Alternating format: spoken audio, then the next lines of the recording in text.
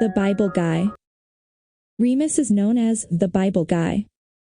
He was a nurse, and his wife was an architect. They had a comfortable life with 3 children in France. By all appearances, they had everything that they needed to be happy. But something was missing. Remus longed to be able to repeat the prayer of Jesus to his Father, "I have glorified you on the earth. I have finished the work which you have given me to do." Remus wanted to glorify God with his life. But how? He wondered if his mission should be similar to that of Jesus when he proclaimed in a synagogue, "The Spirit of the Lord is upon me, because he has anointed me to preach the gospel to the poor. He has sent me to heal the brokenhearted, to proclaim liberty to the captives and recovery of sight to the blind, to set at liberty those who are oppressed, to proclaim the acceptable year of the Lord." Remus read Jesus' parting instructions to his disciples, "Go therefore and make disciples of all the nations, baptizing them in the name of the Father and of the Son and of the Holy Spirit, teaching them to observe all things that I have commanded you." Then he read in Ellen White's book Colporteur Ministry, "The canvassing work, properly conducted, is missionary work of the highest order." Remus decided to become a literature evangelist.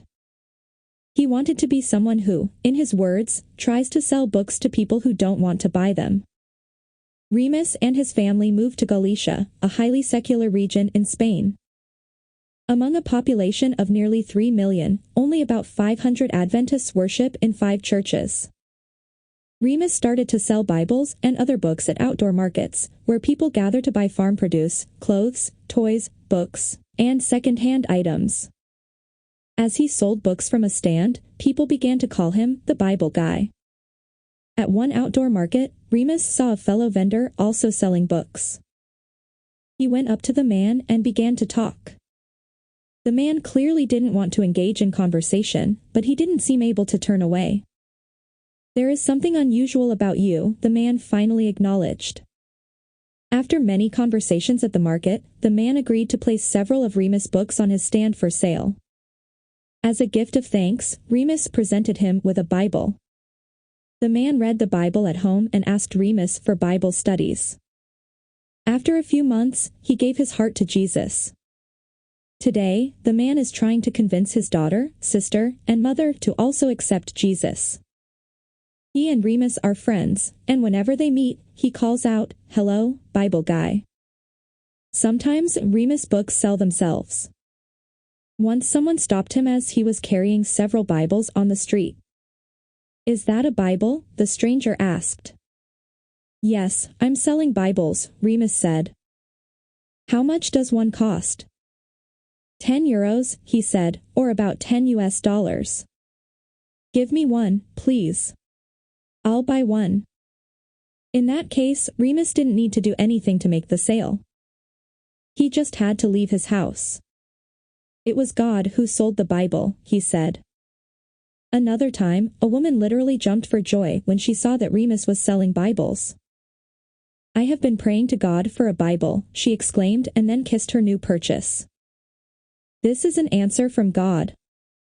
Another time, Remus traveled 70 miles to reach an outdoor market. To his joy, he sold many books that day. But as evening came, he realized that he hadn't sold enough books to cover the cost of the gasoline for the trip. He wondered, was the trip worth it? Then an elderly man of about 90 came to the book stand. "Do you have a Bible?" the man asked. The man wanted to know if Jesus could possibly love him. Remus spoke joyfully about Jesus and his love. With tears in their eyes, the 2 men contemplated Jesus' love. Then the man bought a Bible. It truly is never too late to get to know Jesus. Meeting the elderly man and sharing the love of Jesus with him was well worth the cost of traveling to the market. Remus hopes to see the man with Jesus in heaven. Remus is happy to serve God in Spain. "There are many people searching for the bread of life," he says. "We can help them by giving them the Bible." He also is happy to be known as the Bible Guy. Spain has many cities and towns without a Seventh-day Adventist presence. Thank you for your 13th Sabbath offering 3 years ago that went to Spain's Sagunto Adventist College to help train people to spread the good news about Jesus soon coming in the country and beyond.